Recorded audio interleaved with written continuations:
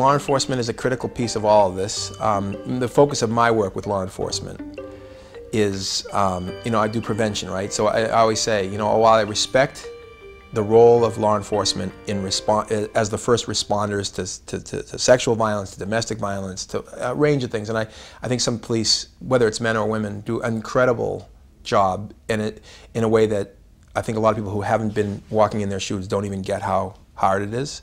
And I mean emotionally hard, in addition to being, dangerous in some cases. There's some stuff that we ask the police to do that are stuff that a lot of us just would not want to do ourselves. So I have a great deal of respect for a lot of police who deal with these issues. But once the police are called, we've already failed.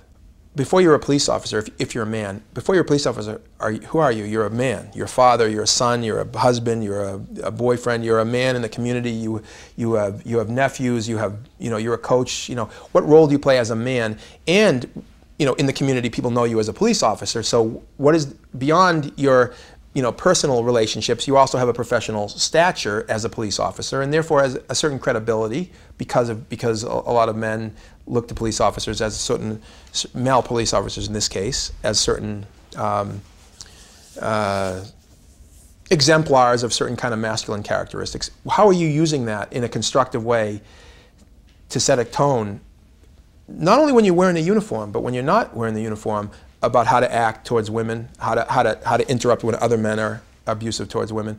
So I think the focus of the work that I and my colleagues do with law enforcement goes beyond their professional responsibilities.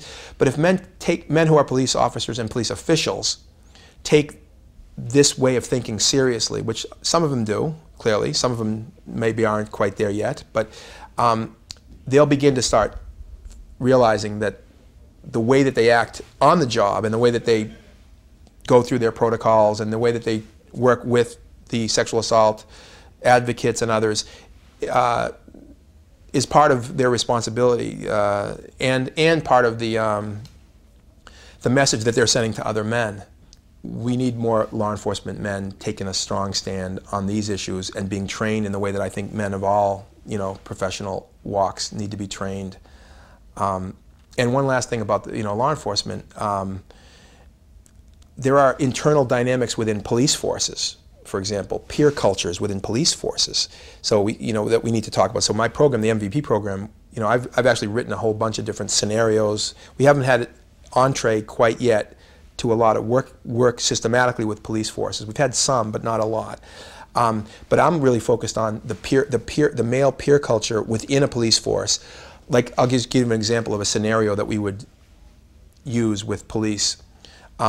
And by the way, I'm one of the architects of the bystander approach to gender violence prevention, which is the bystander approach means focusing on men not as the perps or potential perps of abuse, but as friends, teammates, colleagues, co-workers. What can those of us who are not directly involved, how can we speak up, challenge our friends, interrupt our friends or our peers, and help therefore to create a climate within the male peer culture whereby abusive behavior by some men will be seen as completely socially unacceptable. So that's the bystander approach, right? It's bringing everybody in.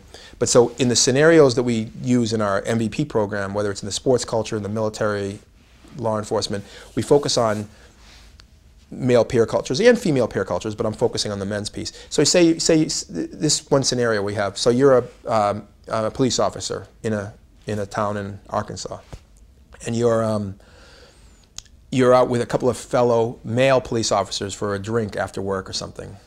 And one of them, and a new woman has just been hired by the police force. And one of your fellow officers makes a sexualizing comment about this new female police officer that you know to be inappropriate to make that comment. She's a fellow professional. You don't make that kind of comment. Well, your friend, who's a fellow police officer, just made that comment. You're out, having a couple drinks with them. What do you do? What do you say? And then we have, what are the kind of thought process you have to go through when this happens? Because it can be very complicated. These are situations that guys are confronted with all the time. Do I say something? If I say something, it's going to cause some tension with my friend. There could be, who knows what the status hierarchy is within that group. Maybe that guy is my supervisor. Maybe if I say that to him, it's going to get awkward, and then he's going to take it out on me you know, maybe he's my friend, but not a great friend, and this is going to cause some tension between us, that I'm challenging him on the way he's talking. Is there a way I can say this, let him know that I'm not happy with what he said, but preserve his dignity so that it doesn't become awkward? Because some guys are just scared of all this. So as a result of all their fears and apprehensions about what might go wrong if they say something, and the awkwardness, they say nothing. They say, you know what, I'm not going to say anything. And then what happens is the guy who just made that inappropriate comment feels like the silence, or even the joking along and the laughing along, is consent. And it's like, everybody thinks this way, I'm just going to get away with it. And that's one of the ways that norms get publicly ratified, even if members of the group don't necessarily share the feelings underneath them. And you know, so it gets tricky.